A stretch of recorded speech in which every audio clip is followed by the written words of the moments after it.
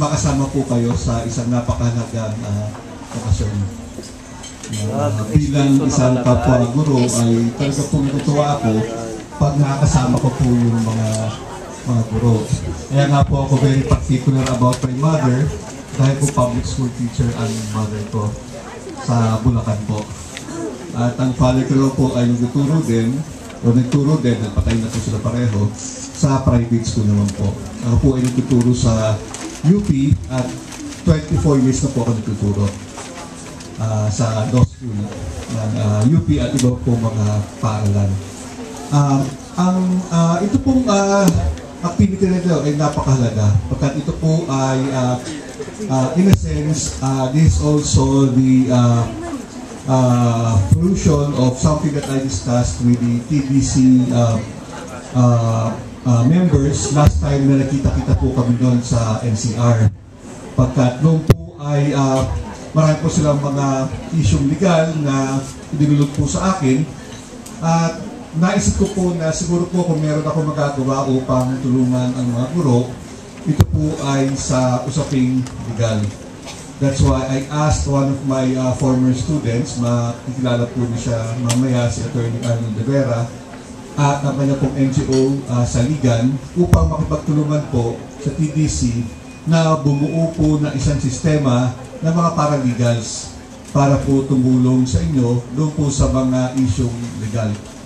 Although last time I was supposed to talk about yung pong children's rights at saka po yung bill sa Kongreso tungkol po sa positive discipline, mas marami pong mga concerns at marami mga issues ni-raise tungkol po doon sa mga hinaharap po ninyong mga legal issues. At noon po ay talaga pong sabi ko, next time I speak before TDC, kailangan meron ng results, meron ng fruits yung pong pinag-uusapan namin.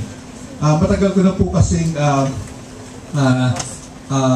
naisip po ito na to really strengthen yung pong paralegal services for teachers. At ako po natutuwa na through the initiative po ni Benjo ay TDC po ang unang teachers organization na talaga pong mag-organize ng sarili. I think that kung meron po siguro isang major accomplishment to further teachers' rights, ito po ay dito po sa issue nito.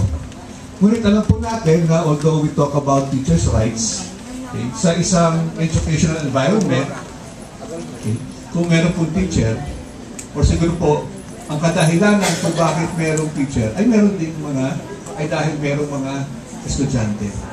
So it's not something that we cannot completely ignore. Diba, sa usapin ng teacher, kailangan din natin kasama ang usapin ng mga estudyante. That's one thing that I realized in the past 24 years of teaching. At ito rin po kasi yung legacy ng aking ina sa akin. At ganoon din po ang aking ama.